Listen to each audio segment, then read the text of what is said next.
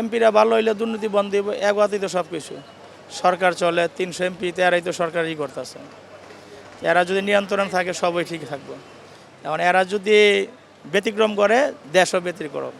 প্রতিটা এলাকায়, প্রতিটা ওয়ার্ডে, প্রতিটা মনে করেন এমপি মন্ত্রীরা ঠিক থাকে, সবই ঠিক থাকবে ইনশাল্লাহ।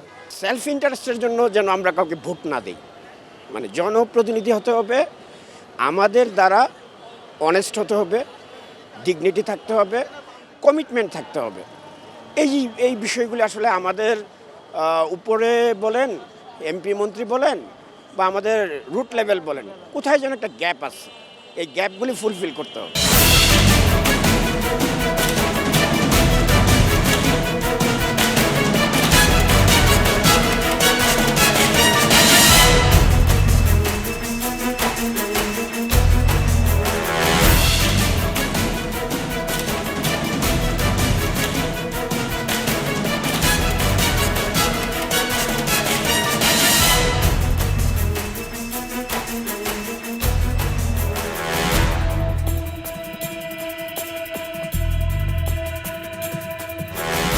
দর্শক শুভেচ্ছা। 21শে টেলিভিশনের নিয়মিত আয়োজন জনতার কথা অনুষ্ঠানে আপনাদের স্বাগত জানাচ্ছি আমি আসিফ সুমিত। আপনারা জানেন সমসাময়িক ইস্যুতে সাধারণ মানুষের মতামত তুলে ধরতে আমাদের এই আয়োজন। আমাদের প্রত্যাশা দেশের শক্তিশালী গণতন্ত্র, আমরা চাই সরকারকে সহায়তা করতে।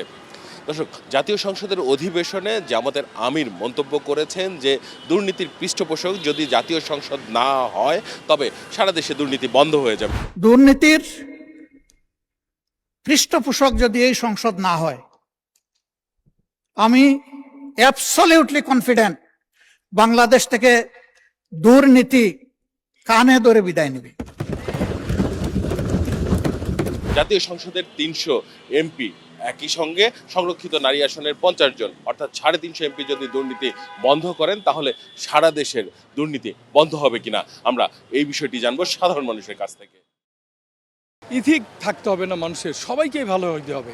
যার যার জায়গা থেকে, প্রত্যেকটা লোককে যার যার জায়গা থেকে ভালো হইতে হবে, নিজের ইথিককে কাজে লাগাইতে হবে, তাইলেই এই দেশটা সুন্দর একটা দেশ হবে। এমপিরা ভালো হইলে দুর্নীতি বন্ধ দিব, একবারই তো সব কিছু সরকার চলে, 300 এমপি এরাই তো সরকারই করতেছে। এরা যদি নিয়ন্ত্রণ থাকে সবই ঠিক থাকবে। এখন এরা যদি ব্যতিক্রম করে, দেশও ব্যতিক্রম। প্রতিটা এলাকায়, প্রতিটা ওয়ার্ডে, প্রতিটা মনে করেন এমপি মন্ত্রীরা ঠিক থাকে, সবই ঠিক থাকবে ইনশাল্লাহ। সেলফ ইন্টারেস্টের জন্য যেন আমরা কাউকে ভোট না দিই, মানে জনপ্রতিনিধি হতে হবে, আমাদের দ্বারা অনেস্ট হতে হবে, ডিগনিটি থাকতে হবে, কমিটমেন্ট থাকতে হবে। এই এই বিষয়গুলি আসলে আমাদের উপরে বলেন, এমপি মন্ত্রী বলেন, বা আমাদের রুট লেভেল বলেন, কোথায় যেন একটা গ্যাপ আছে, এই গ্যাপগুলি ফুলফিল করতে হবে। 16 কোটি টাকা ঘুষ দিয়া 100 কোটি টাকা সেভ করছে তার ইনকাম ট্যাক্স ফাইলের জন্য। তা আমাদের দেশে যে এই জিনিসগুলো হচ্ছে, কে খাচ্ছে? সবাই না। সুতরাং এইখানে ওই 300 জন লোক ঠিক হলে হবে না, 18 কোটি লোক আগে ঠিক হতে হবে, দেশকে ভালোবাসতে হবে, দেন এই দেশ উন্নতি হবে। এবং সবচেয়ে বড় জিনিস হলো আমরা ইথিক্স, আইডিওলজিক্যাল এবং ইসলামিক মূল্যবোধ গ্রো আপ করতে হবে। অবশ্যই না, কারণ শুধু 300 জন ভালো হইলে ভালো, মানে দেশটা ভালো হবে না। দেশের সাধারণ জনগণকেও ভালো হইতে হবে, তারপর হচ্ছে প্রশাসনের লোকজনকেও ভালো হইতে হবে। অ্যাবসলিউটলি, এটাই সত্য।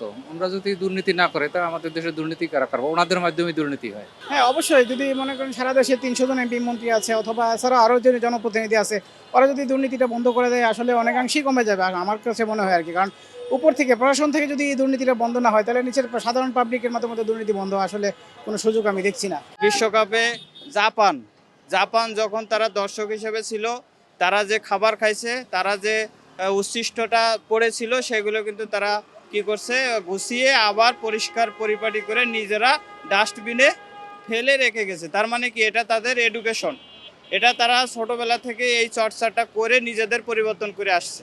যার কারণে এই পরিবর্তন যখন রুট লেভেল থেকে শুরু হবে, তখন দেখবেন যে এই 300 সংসদ সদস্য এখন পরিবর্তন করে দিলেন, কিন্তু আগামীতে আমাদের দেশে কিন্তু আরও অনেক সংসদ সদস্য হবে, নতুনরা হবে। তো তাদের মধ্যেও যদি আগে থেকে ডেভেলপমেন্ট থাকে, তারাও যদি আগে থেকে নিজেদের পরিবর্তনটা থাকে, তাহলে আমি মনে করি যে এই পরিবর্তনের ধারাবাহিকতাটা রুট লেভেল থেকে হলে আমাদের জন্য ভালো। সংসদ সদস্য যদি ওই লেভেলে এরা যদি দুর্নীতি না করে, সব সেক্টরেই তো সব বন্ধ হয়ে যাবে। তো সংসদ সচিবালয় এগুলি বন্ধ করুক, সচিবদেরও বন্ধ করুক, সব কিছু বন্ধ হলে মোটামুটি দেশ উন্নতি হবে ইনশাল্লাহ। যদি আমাদের রাজনৈতিক নেতৃত্ব যদি সৎ হয় তাহলে দুর্নীতি অধিকাংশই কমে আসবে, হয়তো জিরো আসবে না কিন্তু অধিকাংশই কমে আসবে। এবং এর সাথে সাথে সুশাসন প্রতিষ্ঠা করতে হবে। সুশাসন যদি থাকে, সুশাসন থাকলে পরে সরকারি যে কর্মচারী কর্মকর্তা বা যেসব সেক্টরগুলিতে মানে প্রবলেম অ্যারাইজ করে ওগুলো সুশাসনের আওতায় আসলে পরে এটা দুর্নীতি অধিকাংশ কমে যাবে, ধরেন অনেকটাই কমে যাবে, এটাই মনে হয়।